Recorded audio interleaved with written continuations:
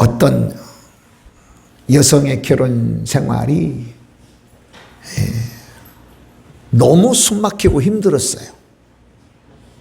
오랫동안 당신을 사랑한다고 쫓아다니면서 구애했던 그 남편과 결혼 생활을 시작했는데 너무 숨막힌 거예요.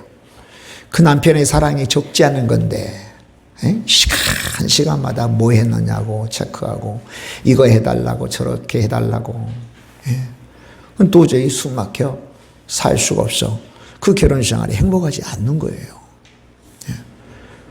그러다 그 남편이 갑작스럽게 죽게 됐습니다. 다시는 결혼하지 않겠다고 했는데요.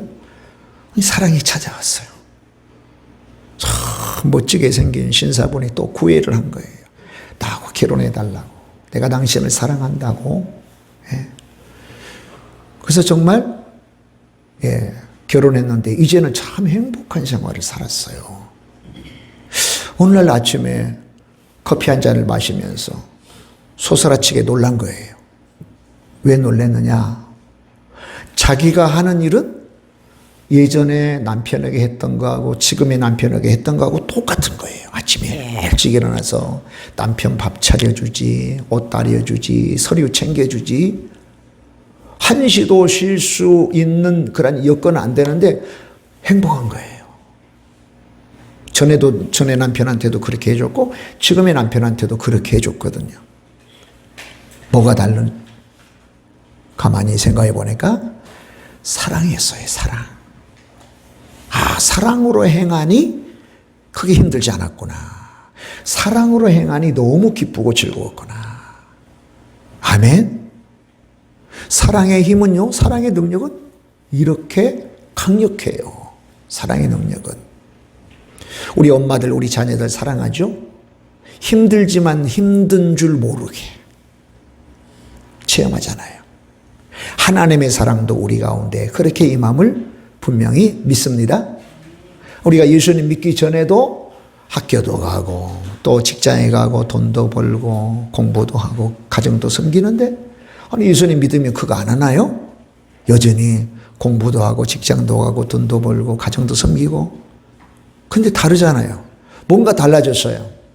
질적으로 달라졌어요. 양은 똑같은데 질적으로 달라졌어요. 가만히 보니까 하나님이 나를 향한 그 사랑 때문이었더라. 할렐루야. 아멘이죠? 아멘, 아멘, 아멘. 자, 오늘 본문도요, 그걸 이야기하고 있어요. 오늘 본문도. 먼저 본문 배경을 보면 이름이 갈라디아서잖아요. 그죠? 갈라디아서. 갈라디아는 지역 이름이에요. 지금의 터키의 중부 정도. 물론 이제 남갈라디아가 중부, 북갈라디아는 흑해 연안 쪽에 붙어 있는 곳인데 여기는 이제 남갈라디아 지역에 있는 교회들에게 보낸 서신이에요. 그게 우리 전도하여 교회를 잘 세웠어요. 이게 바울의 목회는 뭐냐면 바울의 목회는 그냥 한 곳에 교회를 세워서 평생 그 교회를 목회하는 게 아니거든요. 교회 세워서 양육하고 지도자 세워서 자기는 떠나 다른데 이렇게 교회를 자꾸 세워나가는 그런 선교 방침이 그거였잖아요. 근데 바울이 없는 틈에 유대로부터 온 율법주의를 주로 삼는 신자예요. 율법주의를 주로 삼는 기독교 신자인 교사들이 와서 뭘 하냐면은 바울이 전한 복음, 즉 오직 예수님만으로는 구원받기가 부족해 그래요. 오직 예수님만으로는 부족해. 뭘 해야 돼? 예수님도 믿어야 되지만 율법을 지켜 행해야 돼. 그렇게 가르친 거예요. 그 율법을 지켜 행한다는 건 아니 유대인들이야 어렸을 때부터 난지 8일 만에 할례도 받고 유대인들이야 평생 그런 문화적이면서 종교적 관습으로 젖어서 율법 지키는 게 그렇게 크게 뭐 불가능하거나 어렵진 않지만 이방인들이야 얼마나 번잡스러운 일입니까? 그러면 할례도 다시 받아야 되고 그 다음에 절기를 지키는 데 필요한 뭐 머리도 깎아야 되고 금식도 해야 되고 이런 것들을 다 해야 된단 말이죠. 예. 뭐 그렇게 한다고 치더라도요, 만약에 예수님의 복음만이 부족하고 다른 것들을 곁들이면 예수 그리스도의 복음이 얼마나 많이 약화되고 훼손되는지 몰라요. 이게 전혀 잘못된 거거든요, 실은. 오직 예수님만이에요. 예수님으로 충분해요. 할렐루야. 예. 근데 그런 잘못된 가르침을 막 퍼뜨린 거예요. 희한하죠. 성도들은요, 그 잘못된 가르침을 그렇게 쑥쑥 받아들여요. 여러분도요, 뭐 이 목사님, 저 목사님, 저 목사님, 이 목사님 설교 나는 좀 안 들으면 좋겠어요. 예. 뭐 제 설교도 백석 TV를 통해 가지고 나가지만 실은 제 설교의 첫 번째 대상자는 여러분이잖아요. 다른 교회 교우들 아니에요. 물론 설교의 중심은 예수 그리스도 복음이지만 첫 번째는 파주에 살고 있는 또 행복한 은혜교회 교우들, 저와 여러분 아니겠어요? 그러니까 한 목사님의 설교, 우리 교회 목사님의 설교를 쭉 듣고 그 목사님을 통해서 내 믿음이 구축되고 탄탄하게 연결어 가야 되는데 뭐 이 말씀 저 말씀 이 말씀 저 말씀 결코 단단하지가 않아요. 어떤 중심이 세워지지 않는 것은 분명하단 말이에요. 뭐 참고할 수는 있겠죠. 전혀 듣지 말라는 것은 아니에요. 여러분, 참된 가르침은 뭡니까? 바른 가르침은 오직 예수님이면 돼요. 할렐루야. 오직 예수님이면 충분해요. 아니, 예수님이어야 해요. 천하인간의 구원을 얻을 만한 다른 이름을 주시지 않았다. 그렇게 말씀하셨단 말이죠. 예나 지금이나 예수님의 이름을 거론하지만 참된 복음이 아닌 것들이 너무 많아요. 여러분 가운데 혹시 그런 이야기 들어왔습니까? 아니, 예수님만 믿으면 어떻게 열심히 봉사도 하고 헌금도 많이 해야 하나님께서 천국에 들여보내시지. 지금은 몰라. 지금 내가 구원받았는지 안 받았는지 지금은 결정된 게 하나도 없어. 열심히 해보는 걸 보고 나중에 하나님께서 너 내가 천국에 들이마. 그런 소리 여러분 혹시 들어보셨어요? 그 내용이 같은 거예요. 여러분, 열심히 봉사하고 헌신하고 충성한 것은 예수님으로 인하여 받은 구원의 감사. 할렐루야. 구원의 감격으로 비롯되어지는 행함이에요. 그게 구원의 조건이 되지 못한 겁니다. 세례도 구원의 조건이 되지 못하고, 예? 그 다음에 봉사와 헌금도 헌신도 구원의 조건이 되지 못해. 내가 구원받았으므로 인하여 감사하고 감격하고 감동해서 드리는 예물이면서 헌신이면서 봉사해야 되죠. 아멘. 그러니까 나도 모르게 우리도 모르게 예수님이라고 하는 그 복음이 훼손되어지는 경우가 적지 않아 많이 있습니다. 이 시대 우리 대한민국에 교회가 교회답지 못한 건 바로 이 복음의 훼손 때문에 그래요. 복음의 훼손, 예수 그리스도의 복음의 훼손, 예수 그리스도의 복음의 훼손. 교회에서 예수님보다 더 중요한 게 어디가 있어요? 예수님이 하라고 하면 돼요. 하지 말라는 것은 안 하면 돼요. 할렐루야. 근데 예수님 말씀 안 듣는 거예요. 목사라는 이름으로, 교회라고 하는 이름으로, 장로라고 하는 이름으로 예수님의 말씀 안 듣고 막 행하는 거예요. 근데 믿지 않는 사람들은 그거 예수님이 그렇게 하라고 한 걸로 알아요. 얼마나 저와 여러분의 사명이 중차대한지 몰라요. 얼마나 중요한지 몰라요. 자, 기억하셔야 됩니다. 구원은 오직 나의 죄를 대신하여 십자가에서 갚아주신 예수님을 믿는 믿음, 그 믿음으로 내가 구원받는다는 것 말이죠. 또 그 예수님을 영접하면 지금 이 자리에서 구원이 결정나버려요.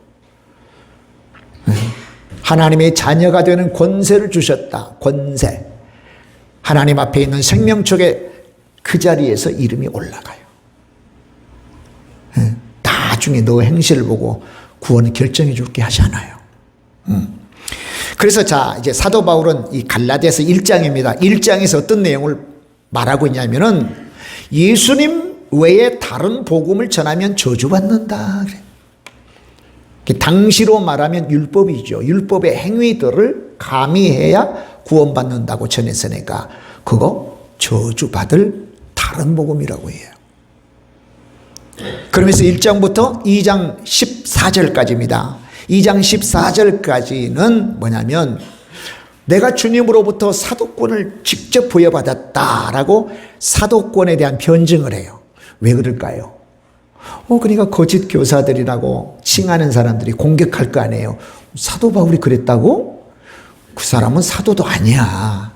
아니, 사도라고 하는 것은 원래 예수님을 따라다니는 3년 동안 예수님 따라다니고 예수님의 죽음과 부활을 목격한 사람들이 사도인데 바울이 그랬어? 그러지 않았잖아. 바울은 교회를 막 핍박하던 자인데 오늘 갑자기 자기가 사도라는데 그 사도라고 하는 자의 입에서 나오는 그 복음이 진짜겠어? 그렇게 사람들을 유혹하고 미혹하고 홀렸단 말이죠.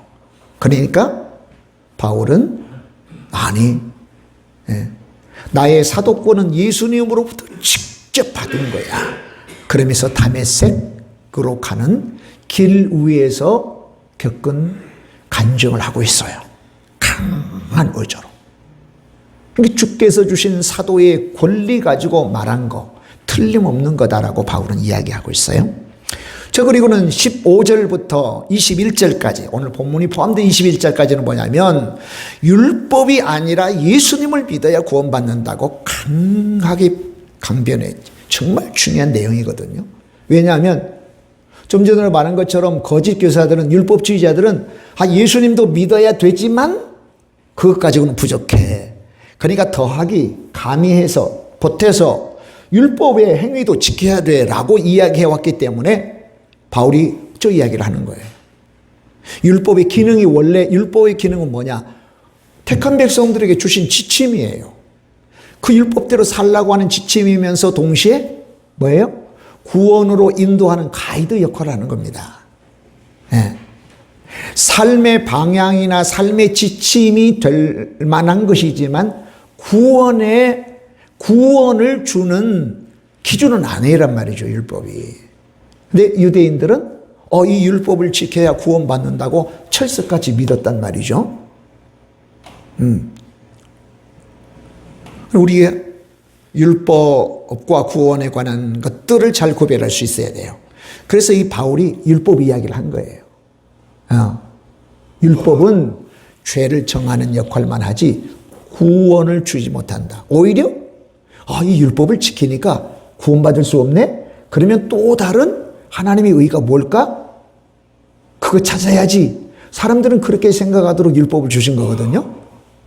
그래서 또 다른 의인 그 무엇인가를 찾도록 하나님께서는 예수님이 오시기 전에 선지자도 보내줘가지고 또 모세 율법을 통해서도 그리고 선지자를 보내서도 계속 이야기한 게 예수님 이야기를 한 거예요. 오실 예수님. 사실은 율법의 기능은 오실 예수님에게 손잡고 인도하는 역할을 하는 거예요. 그래서 나중에 갈라디아서를 진행하다 보면 지금은 초등교사로 바꾸어졌지만 옛날 성경은 몽학선생이라고 불러요. 율법은 몽학선생 역할을 한다. 몽학선생. 그러니까 율법 자체가 구원 주는 게 아니다. 그냥 가이드한 역할을 한다. 그래서 오늘 이 19절에도 그 이야기를 하는 거예요. 율법이 아니라 하나님을 믿는 믿음으로 구원받는다. 하나님 믿는 믿음으로. 그래서 내가 예수님을 통하여 구원받은 것은 뭐냐? 율법의 정죄로부터 벗어나고 율법과의 관계를 따져보면 율법의 정죄로부터 벗어난 동시에 하나님으로 살려고 하는 의미, 내용을 가지고 있다라고 하는 게 19절의 내용이고요. 그럼 오늘 이게 우리가 살펴볼 20절의 내용은 뭐냐면 그거에 대해서 자세히 설명해 주는 거예요. 자, 뭐냐? 19절의 의미를 20절은 설명하는 거예요. 자, 율법에 대해서 죽었고 하나님에 대해서 사는 것의 의미가 뭐냐는 거죠. 그게 20절이에요. 20절은 크게 내용을 해보면 뭐냐면 내가 예수님을 믿어 변화된 게 뭐냐. 따라서 봅시다. 변화된 것이 무엇이냐? 변화된 것이 무엇이냐? 지금도 변화되고 있는 것이 무엇이냐? 그러면 앞으로는 하나님 앞에 갈 때까지 어떻게 살아야 되느냐? 뭘 가지고 살아야 되느냐는 거예요. 이게 세 가지예요. 변화된 거, 지금도 변화되고 있는 거, 그 다음에 어떻게 살아야 되느냐, 뭐 가지고 살아야 되느냐, 이 세 가지가 20절에 담겨져 있는 거예요. 그러니까 율법에 대해서 죽었고 율법에 대해서 자유하게 되었고 대신에 하나님을 믿어 예수를 믿어 구원받아 하나님을 믿게 된 거, 이 내용이 뭐냐 하는 것을 자세히 풀어준 게 20절의 내용입니다. 자, 먼저 19절 20절 한번 살펴보자고요. 내가 율법으로 말미암아 율법에 대하여 죽었나니 이는 하나님에 대하여 살리함이라. 내가 율법으로 말미암아 율법에 대하여 죽었나니 이는 대신 하나님에 대하여 살려함이라. 율법은 죄를 정하는 거거든요. 너 말 그렇게 해서 그거 죄야. 이것도 죄고 저것도 죄고, 그 다음에 죄의 결과는 싹 죽음이야. 네. 자, 그 율법에 대해서 죽었다고 하는 것은 보세요. 율법에 대해서 죽었다면 사실은 바꿔 말하면 율법에서 자유케 되었다는 거죠. 율법에서 자유케 되었다. 그러면서 이것은 하나님에 대해서 이제는 살려고 주께서 우리를 구원해 주셨다. 자, 20절 내가 그리스도와 함께 십자가에 못 박혔나니 그런즉 이제는 내가 사는 것이 아니요 오직 내 안에 그리스도께서 사신 것이라. 이제 내가 육체 가운데 사는 것은 나를 사랑하사 나를 위하여 자기 자신을 버리신 하나님의 아들을 믿는 믿음으로 사는 것이라. 간단해요. 자, 내가 그리스도와 함께 십자가에 못 박혔다. 십자가에 못 박혔다. 실제로 십자가에 못 박힌 건 아니에요. 여겨지는 거예요.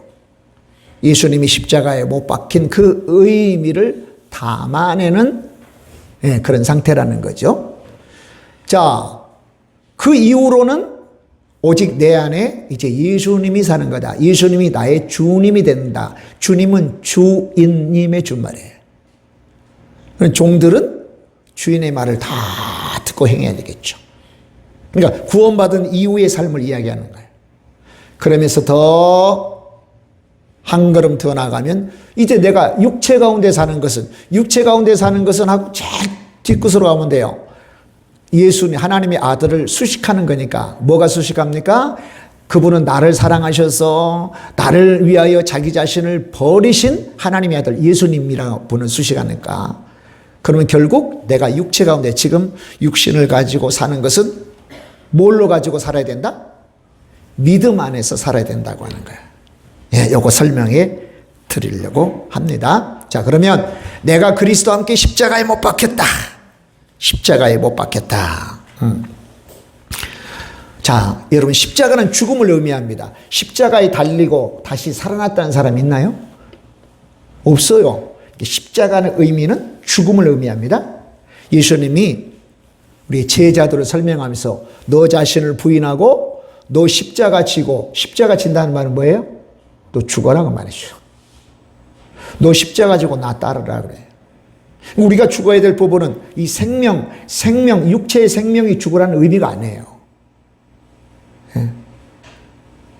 우리가 죽여야 되는 것은 죄를 짓게 나를 끌고 다니는 자아를 죽이라는 거예요. 뭐 미움, 다툼, 시기, 질투, 그 다음에 이기적인 거, 탐욕스러운 거, 뭐 그런 오만 가지의 죄를 짓게 하는 자아 있잖아요. 그걸 죽이라는 거예요. 십자가 지고 너 죽고. 사실은 모든 문제는 우리가 죽지 않기 때문에 살아난 거예요. 생기는 거예요. 내가 십자가에 죽어보세요. 뭔 문제가 있어요? 다른 사람이 찔벅찔벅해도 십자가에 죽었는데 뭔 반응을 해요? 그래서 우리는 죄에 대해서 죽었다 표현하거든. 사단의 마귀가, 죄가 와서 우리를 사주해가지고 찔벅찔벅 해가지고 야, 나하고 함께 죄 한번 지어볼까? 근데 와서 보니까 우리가 죽어있는 거예요. 송장한테 와가지고 죄 짓자고 했네? 그렇게 우리가 사는 거죠. 근데 그게 쉽지 않죠. 근데 가능한 방법들을 늘 주께서 우리에게 말씀하셔요. 자, 십자가는 죽음 의미합니다. 죽음 의미합니다. 자, 그러면 자, 내가 예수님과 함께 십자가에 못 박혔다고 하는 것은 사실은 바울이 육체로 죽었다는 의미는 아니잖아요. 그죠? 바울이 어떻게 십자가에 달려 죽었습니까? 전승에 하면 바울은 목 잘려 순교했습니다. 그러니까 본인이 예수님처럼 십자가에 달려 죽었다라고 말하는 게 아니고 내가 십자가에 예수님과 함께 죽었다고 하는 것은 다른 의미란 말이죠. 다른 의미. 자기가 직접 바울이 십자가에 못 박혀 죽었다는 의미가 아니라 육체적으로 죽었다는 의미가 아니라 다른 의미란 말이죠. 로마서 6장 23절에서 죄 삭슨 사망이라 죽음이라. 죽음은 죄로부터 와요. 죽음은 죄로부터 옵니다. 그래서 사실은 구약에도 율법 가운데 사체를 보면 부정하다 그랬어요. 사체를 만지거나 사체를 보면 그러면 정결하게 하는 기간이 이렇게 뭐 일주일이든 뭐 이렇게 두거든요. 이유는 뭐냐면 죽음이라고 하는 것은 뭐로부터 왔다고 생각했기 때문에, 그렇죠, 죄로부터 왔다고 생각했기 때문에 어디 부모님의 뭐 장례에 갔다든지 뭐 누구의 장례에 갔다 오면 반드시 정결 기간을 가져야 돼요. 죄를 깨끗하게 하는 기간을 가져야 돼요. 이 죽음도 죄로부터 왔다. 그럼 죄 삭슨 사망이에요. 죄 삭슨 사망. 그러면 죽음은 뭘 의미하냐면 단절을 의미해요. 단절. 원래 죽음의 문자적 뜻은 단절이에요. 따라서 거기서 단절. 그럼 가장 먼저 뭐가 단절됐겠어요? 하나님과의 관계가 단절돼요. 하나님은 우리에게 생명과 복을 주시는 분인데 죄를 지으면 하나님과의 단절이 돼요. 끊어져요. 그럼 생명과 복이 공급이 안 돼요. 두 번째는 뭐냐면 육신과 단절이 돼요. 육신의 생명, 육체의 생명과 단절이 돼요. 그래서 죽는 거예요. 세 번째는 천국과 단절이 돼요. 천국과 단절이 되면 어디에 연결돼요? 어디? 지옥과 연결되죠. 그래서 여러분 요한계시록 21장 8절에 보면 불과 유황 못에 던져지리니 이것이 곧 둘째 사망이라, 둘째 죽음이라고. 이게 성경에서 말하는 세 가지 죽음 뭐예요? 하나님과의 단절, 육체의 생명의 단절, 세 번째는 지옥 멸망, 천국의 단절, 곧 지옥 멸망을 죽음이라고 그렇게 말하고 있습니다. 자, 그런데 한번 보셔요. 하나님은요, 하나님을 닮은 우리가 평생 영원토록 하나님과 단절되고, 이런 한번 생각해 보세요. 부모와 자녀와의 단절됐다고 생각해 보세요. 끔찍하잖아요. 또 육체의 생명이 단절되고, 세 번째는 천국과 단절되어서 지옥 멸망에 던져지는 걸 하나님께서는 못 보시는 거죠. 그래서 하나님께서 방법을 고안해내다가 한 가지 방법을 고안한 게 있어요. 우리의 죄를 대신 갚을 대속물을 찾으신 거예요. 내 죄를 대신해서 갚을 대속물을 찾으신 거예요. 그럼 대속물의 조건은 죄가 없어야 되잖아요. 그죠? 죄가 없어야 돼요. 죄가 없어야 돼요. 그 다음에 대속물의 역할을 해야 돼요. 그래서 예수님이 오시기 전에는 구약에 있는 짐승들이 대속물의 역할을 했어요. 짐승물이. 그런데 그건 영원하지가 않아. 계속 해야 돼요. 진짜 대속물을 찾으셨는데 그분이 바로 하나님 자신이에요. 하나님 자신. 하나님보다 더 훌륭하고 완벽한 대속물은 없으세요. 그래서 영이신 하나님이 육신을 입고 우리 가운데 오신 분이 바로 예수님이셔요. 예수님. 그래서 예수님이 뜻밖의 갑자기 오시면 예수님이 대속물이란 걸 이해할 수 있겠어요? 이해할 수 없으니 오랜 시간 동안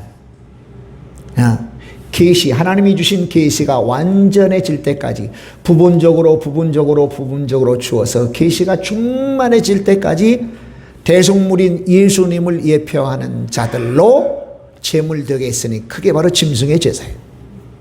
이 짐승들은 다 예수님을 예표하는 대속물이에요. 대속물.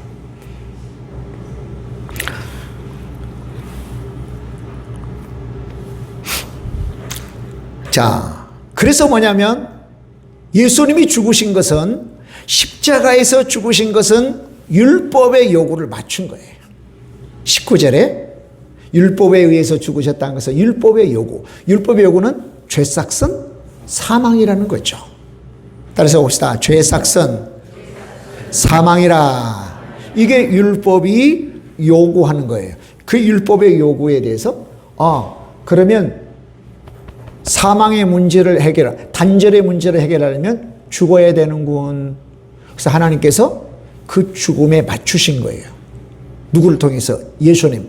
품속에 있으신, 하나님의 품속에 있는 독생자인 예수님을 내어줌으로 율법의 요구에 맞추신 거예요.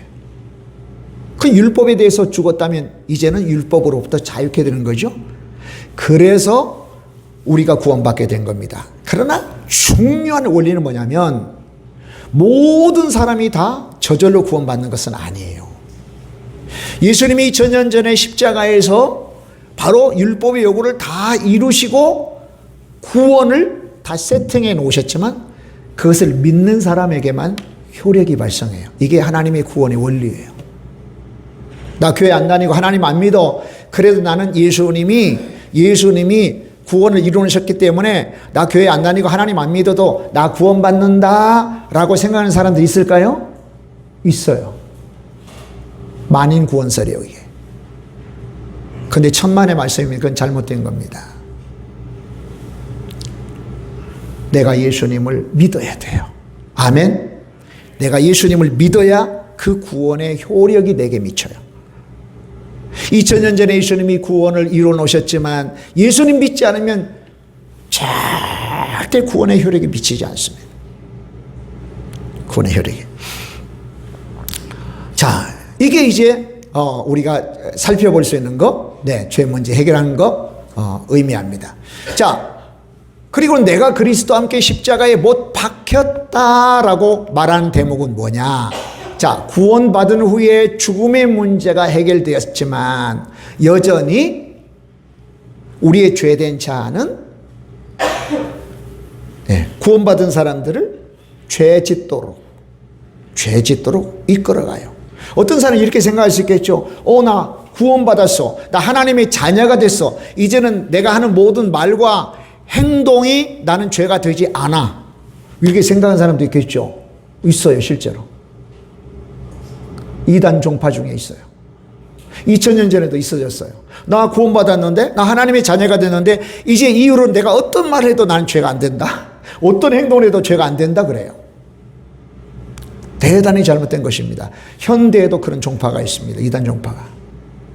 근데 보세요. 우리가 구원받았다고 하는 것은 법적 선언이에요. 법정 선언이에요. 지금 내가 여전히 죄 가운데 있지만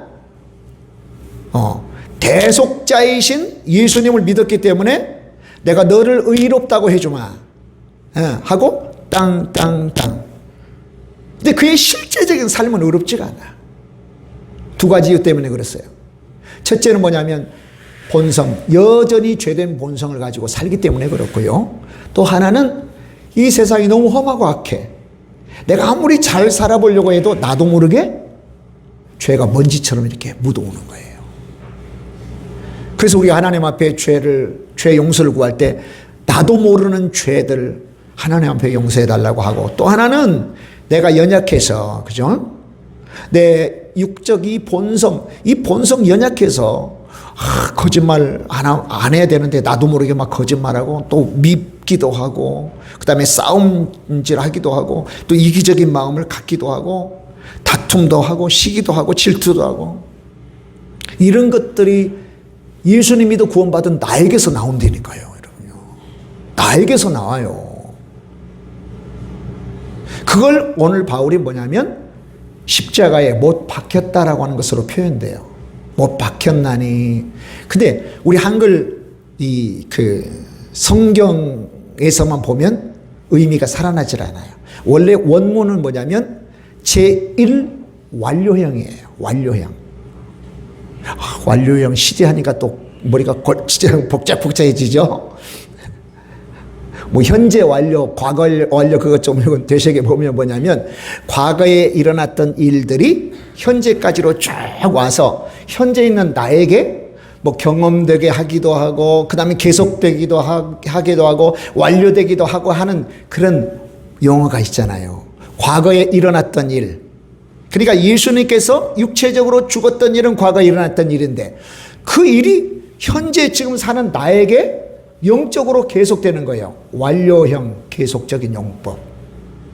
이게 내가 십자가에 못 박혔다는 뜻이에요. 이걸 여러분에게 설명해 드리면 방금 설명한 거 똑같아. 뭐냐? 내가 예수님 믿어 구원받았어. 법적으로 너 의롭다게 여김받았어요. 하지만 내가 육체를 가지고 살기 때문에 영향을 받아. 함께 어우러져 살기 때문에 영향을 받아. 시기, 질투, 다툼, 욕심, 탐욕, 거짓 이런 것들이 순간순간 매일 생겨나는 것을 어떻게 처리하느냐? 그거 십자가에 못 박는 거예요. 죽이는 거예요. 어제도 죽였다면 오늘도 죽여야 돼. 그러니까 과거에 예수님께서 행해 놓으셨던 일들이 예수님께서는 육체적으로 행하였지만 바울에게는 영적으로 계속 적용되는 일이라는 거죠. 그래서 실제로 못 박혔다는 것은 완료형으로 사용돼요. 헬라어 원문도 그렇고 영어 번역도 그래요. 지금 계속 우리는 십자가에 계속 못을 박아요. 단 지옥 갈 수 있는 죄가 아니에요. 여러분, 우리가 예수님을 영접하는 순간에는 뭐냐면 죄의 형벌과 지옥 형벌은 다 해결됐어요. 그 이후에 짓는 죄는 지옥 갈 수 있는 죄가 아니에요. 지옥 가질 않아요. 그런 죄들은 어떻게 처리하느냐? 계속 매일 십자가에다가 올려놓고 내가 죽여야 돼. 내 자아를 죽여야 된단 말이야. 미움 죽여야 돼. 십자가에 달아서 죽여버려야 돼. 다툼도 달아서 죽여버려야 돼.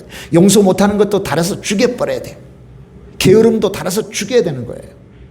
이게 십자가에 못 박았다는 뜻입니다.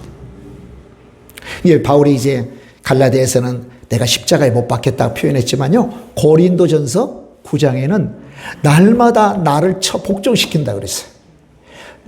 처복종시킨다고 하는 것은 권투 당시에 이스테미안가 그 올림픽 비슷한 경기가 있었거든요.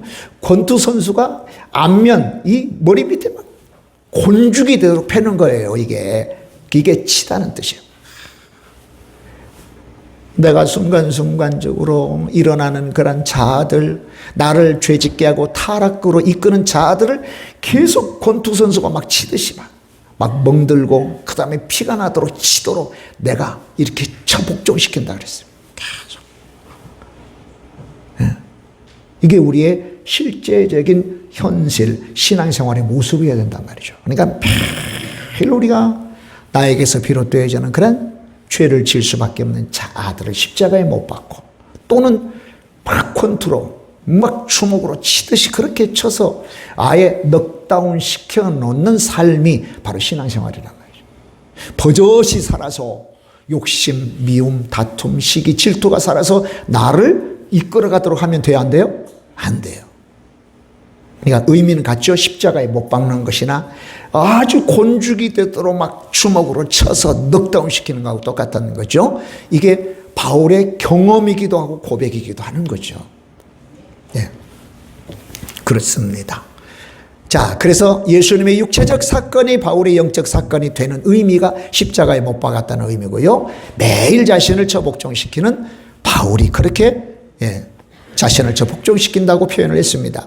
자, 더 보자고요. 그런즉 이제는 내가 사는 것이 아니요 오직 내 안에 그리스도께서 사시는 것이라. 자, 하나님을 떠난 자 사실은 멸망으로 이끌잖아요. 하나님 안 믿는 사람들의 생각, 마음 먹는 거, 동기 모든 것들은 다 멸망으로 이끌어요. 자, 가령 이런 거죠. 여러분, 음주운전이 가지고 있는 폐해가 얼마나 심각합니까? 가끔 이제 여러분 중에도 술을 드실 수는 있어요, 그죠? 그럼 반드시 대리를 부르셔야 돼요. 내가 운전한다고 하다가는 큰일 납니다. 음주운전으로 인해서 사고 나면 나도 다치고 죽고, 뭐 더 이렇게 더 심각한 것은 뭡니까? 나와 저 상관없는 사람들이 다치고 죽잖아요. 예? 그때는 대리를 반드시 불러야 돼요. 근데 여러분, 대리를 부르면 얼마나 좋아요. 편히 자기 집으로 데려다 주죠, 그죠? 바로 그런 거예요. 뭐냐면 우리의 삶 속에 대리를 부르자는 거예요. 대리. 그 대리가 누구냐? 성령 하나님이에요. 성령 하나님. 그래서 에베소서 5장 18절에 성령으로 충만하라네요. 성령으로 충만하라고 하는 전제는 술 취하지 말라는 것을 의도하고 그 말씀을 하시는 거예요. 예. 술을 먹으면 처음에는 사람이 술을 마시지만 나중에는 술이 술을 먹고 나중에 술이 사람을 마셔요. 사람을 좌지우지해요. 그러면 사고 나죠. 죽습니다. 중상됩니다. 면허증 박탈됩니다. 면허증 일시 정지됩니다. 내가 술 먹고 운전해서 이번에 걸리지 않아도 다음에는 틀림없이 걸립니다. 보장합니다, 제가. 그런데 성령님으로 충만해 보세요, 여러분. 하나님으로 충만해 보세요. 우리의 자아를 하나님께서 얼마나 잘 다스려 주시는지요? 항상 생명과 복된 길로 성령이 인도하세요. 대리운전하신 것처럼.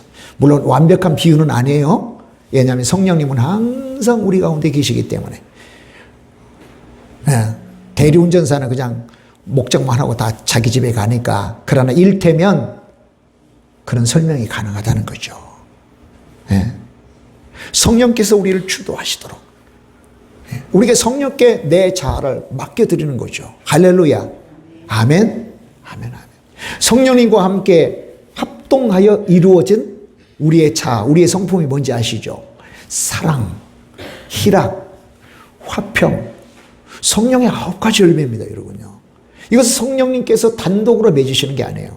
우리가 반응할 때 하나님, 나도 사랑의 사람, 나도 기쁨과 즐거움을 가지고 나도 충성하고 화평한 삶을 살기를 원합니다. 온유하고 절제하고 또 친절하고 양선 친절하고 오래 참고 충성하기를 원합니다. 내 마음을 드리고 내 자아를 잘 성령과 함께 갖춰나갈 때 성령님의 품성을 우리가 갖게 되는 거죠. 얼마나 멋지고 큰 사예요, 여러분. 이게 바울이 오늘 본문을 통해서 말하는 그런 대목입니다. 네. 그러면 자, 성령님이 내 삶을 주도하라고 하려면 2가지예요. 첫째는 하나님의 뜻을 물어야 돼요. 옛날에는 내 뜻대로 했거든요. 묻지 않았어요. 내 뜻대로. 내 뜻대로. 우리 자녀들도 엄마 이거 하면 어떻게 해? 물어주면 얼마나 좋아요. 무조건 엄마 아빠가 이거 해라 하지 말라 하지는 않잖아요. 근데 엄마 아빠가 지닐 수 있는 굉장히 훌륭한 게 있어요. 뭐냐면 정말 지혜가 많고 그 다음에 오래된 경험과 경륜이 많아요. 그래서 자녀들이 부모에게 묻는 것은 정말 지혜로운 일이에요. 근데 엄마 아빠 의견 없이 내가 일을 저지르면 그때부터는 고난의 연속입니다. 여기도 우리 청년들이 있지만 내가 사랑하는데 좀 일찍 나 결혼하고 싶다. 한번 물어보세요. 고등학생도 그런 애가 있습니다. 빨리 결혼하고 싶어. 그럼 물어보세요. 그러면 이유를 해야 될 이유, 하지 말아야 될 이유를 다 이야기해 줄 거예요. 그죠? 고등학생 때 결혼하면 얼마나 좋긴 한데 힘든 게 많을까요? 대학교도 가야 되고 학교도 마쳐야 되고 직장도 가야 되는데 고등학생들이 아기를 낳아보세요. 생각만 해도 너무 힘들어 보이잖아요. 조금 기다렸다가 결혼하자. 너 자리 잡히면 결혼하자. 그렇게 충고하지 않겠어요? 어느 누구라도? 근데 그 충고를 듣기 전에 내가 일을 저지르는 거예요. 우리도 그럴 수 있어요. 우리도. 근데 나이 40인데요. 고등학생 정도의 정신 연령이 있는 사람들이 있어요. 나이가 기준이 아닙니다, 여러분. 언제든지 저와 여러분이 하나님께 뜻을 첫째 물어야 돼. 하나님의 뜻이 뭡니까? 하나님의 뜻이 우리에게 주어지면 그대로 살아야 됩니다. 순종해야 됩니다. 할렐루야. 아멘. 자, 이제 마지막 살펴보도록 하겠습니다. 자, 이제 내가 육체 가운데 사는 것은 나를 사랑하사 나를 위하여 자기 자신을 버리신 하나님의 아들을 믿는 믿음 안에서 사는 것이라. 육체 가운데 산대요. 그렇잖아요. 지금 우리 육체를 가지고 살잖아요. 예, 오래전에 40년 전에 예수님을 믿은 사람도 있고 엊그저께 믿은 사람도 있지만 대체로 우리가 하나님 앞에 가기 전에는 육체를 가지고 살아요. 그러면 지금 내가 육체 가운데 사는 동안에는 어떻게 구원받은 자로 살아야 되느냐 하는 것을 지금 이야기하는 거예요. 한마디로 말하면 뭘 가지고 살아야 된다? 그렇죠. 믿음 가지고 살아야 된다. 다른 거 없어요. 믿음 가지고 살아야 돼요. 하나님 아버지를 믿는 믿음.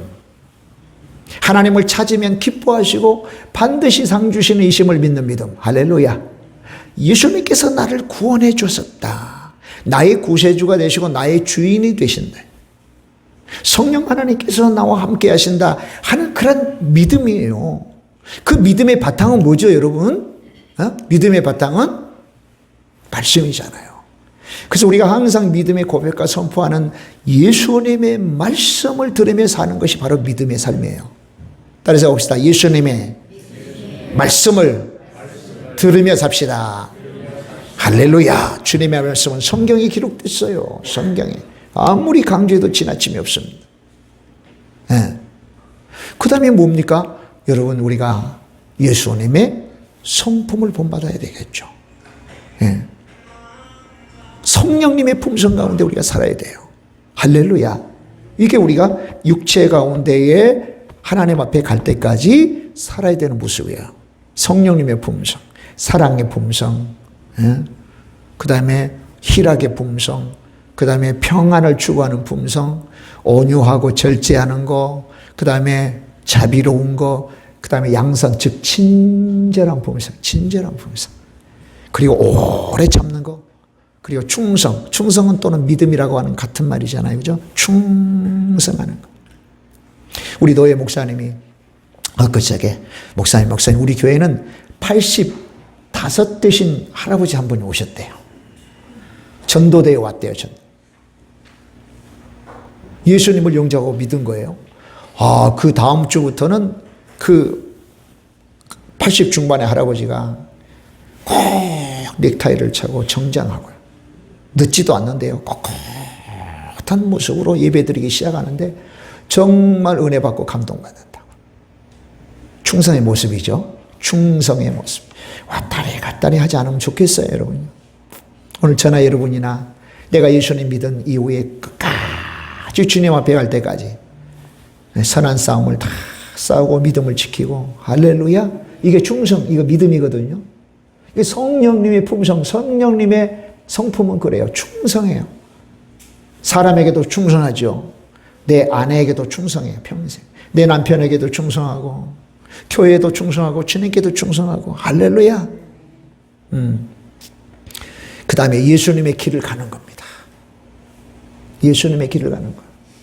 예수님의 길을 가는 거 우리 힘으로는 불가능하니 성령님의 능력을 덧입는 거죠. 할렐루야. 오늘 여전히 우리 육체 가운데 살 때 주님, 내가 주님의 말씀을 듣고요. 주의 성품을 본받고요. 내가 주님의 길을 가야 되니 주님 도와주세요. 주님 도와주세요. 할렐루야. 일마다 때마다 그렇게 하셔야 됩니다. 그 내용을 오늘 20절에 사도 바울이 담아놨어요. 우리가 즐겨 찬송, 오늘도 찬송했죠. 찬송하기도 하고 암송하기도 한, 정말 우리의 삶의 전반부, 아주 복음의 핵심 잘 담아놓은 그 한 구절을 우리가 살펴봤어요. 기도하겠습니다. 하나님 아버지,